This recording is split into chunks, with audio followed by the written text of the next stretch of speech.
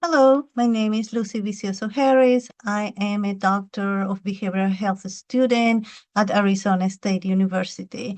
Today, I'm presenting my quality improvement project titled "An Standardized Same-Day Suicide Risk Response Pathway on Safety Plan Documentation Among Adolescents in Rural South Carolina Primary Care Settings." So let's start with the SBAR. This project addresses a critical gap in suicide risk management and documentation in primary care. Adolescents ages 12 to 18 in rural South Carolina who screen positive for suicide risk often do not have a documented safety plan. Suicide is one of the leading causes of death among adolescents in rural communities that faces additional barriers, including limited access to behavioral health services. While screening is improving, the responses to positive screening remains inconsistent.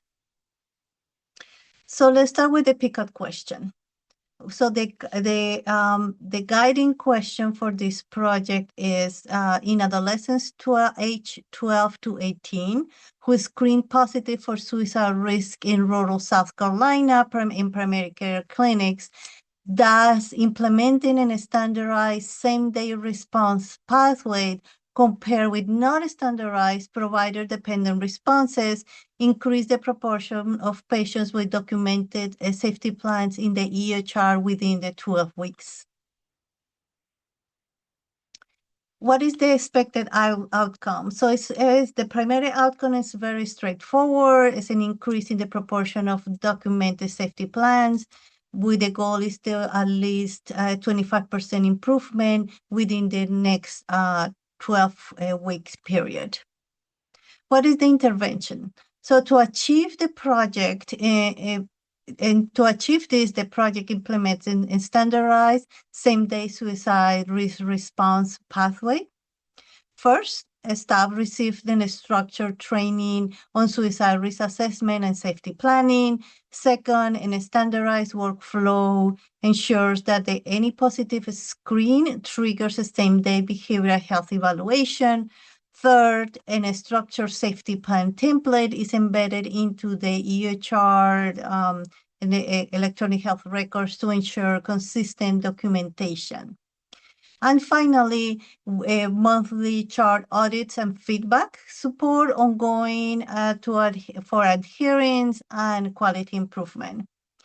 So what are the measurements? The primary measure is the percentage of adolescents with a completed safety plan documented in the EHR. The data will be collected through chart audits and compared from the baseline to 12 weeks post-implementation. So the outcomes. The goal is to increase the documentation rates from approximately maybe 35% as a baseline to 60% after the implementation.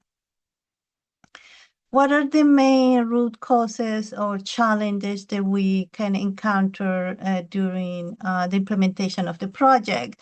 So several factors contribute to current gaps. They included limited provider training, lack of standardized workflows, and inconsistent documentation practices. Also, the challenges that are further amplified by workforce shortages in rural South Carolina. What is the budget?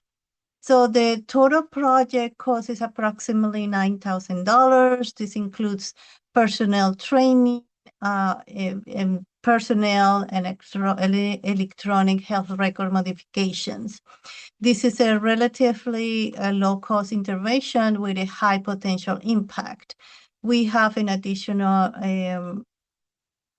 return of investment, improve patient safety, reduce emergency department utilization, and aligns also with the South Carolina Medicaid value-based care incentives.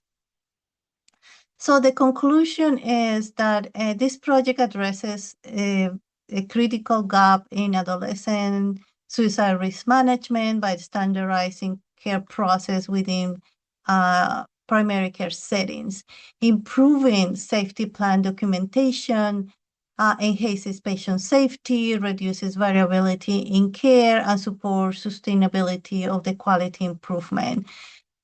So I hope this presentation has been educational and helpful, and thank you so much for your time.